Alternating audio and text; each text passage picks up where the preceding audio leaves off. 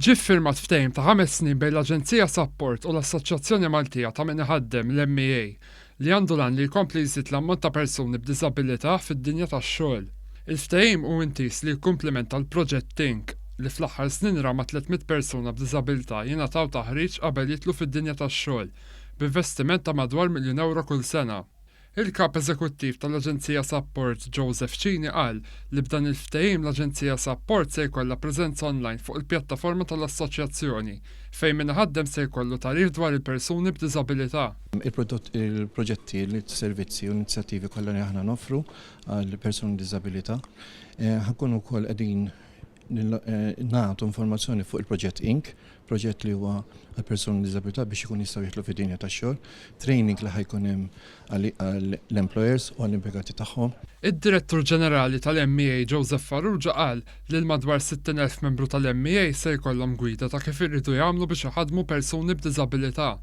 Saħaq li diġà qed isir ħafna progress biex jitlu iżjed persuni b'diżabilità fid-dinja tax-xogħol, tant li ħafna intrapriżi diġà qed jabżu l-kwota ta' 2%. Dan il-memorandum huwa memorandum ta' kollaborazzjoni mal-Aġenzija Support li jinkludi wkoll il-proġett Inc li huwa finanzjat mill-Unjoni Ewropea sabiex aktar nies ikollhom l-opportunità illi jużaw il-kapaċitajiet tagħhom u jaħdmu bħal ħaddieħor. Is-Segretarju Parlamentari Anthony Giusdacelis qal li bejn Diċembru tal-2016 u Diċembru tas-sena l-oħra l-att ta' persuni b'diżabilità b'impjieg żdied b'728 persuna biex illum hemm kważi 2,800 persuna b'diżabilità b'impjieg full-time u 800 oħra part-time.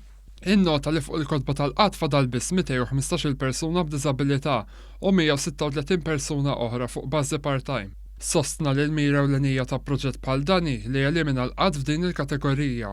Parti minnu huwa li inħeġġu iktar lill-employers jagħtu impjieg lil persuni b'diżabilità. Għandna xi 215, 230 li qegħdin ifittxu x-xogħol u allura aħna nħeġġuhom biex ma jqogħdux iħossuhom marbutin bit-2% li tajt il-liġi imma jkupjaw il dawk il-kumpaniji li għandhom 3, 4 u 5% tal-impjegati tagħhom li huma persuni b'diżabilità u ma jagħmlu bħalhom. Fisser li bis-saħħa ta' dan il-ftehim se tissaħħaħ ir-relazzjoni bejn l-MEA u l-Aġenzija Support għax il-viżjoni tal-Gvern hi li d-dinja tax-xogħol tkun aktar inklusiva u li kull ħaddiem b'diżabilità jħossu parti mid-dinja tax-xogħol.